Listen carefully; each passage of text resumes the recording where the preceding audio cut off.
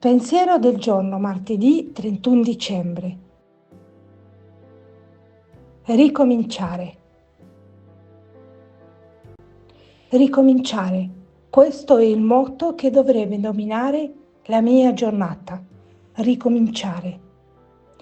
Non significa che le cose vanno bene quando tutto fila liscio, ma quando, tristi o felici, sani o malati, offriamo tutto al Signore, cercando di essere un altro Lui.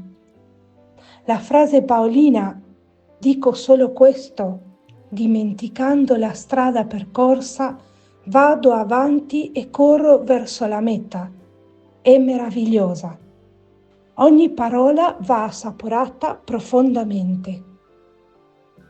C'è chi dimentica il passato, ma non si mette in cammino e tantomeno pensa alla meta. C'è chi dimentica il passato e ricomincia da capo, ma chi dimentica e si mette in cammino verso la meta è solo il santo, come San Paolo, in cui sentiamo un carisma non comune. Proviamo anche noi a fare lo stesso.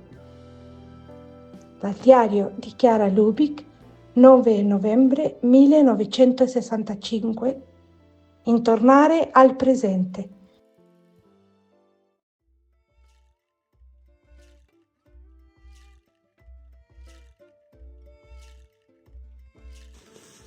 Parola di vita. Dicembre 2024. Nulla è impossibile a Dio. Dal Vangelo di Luca, capitolo 1, versetto 37.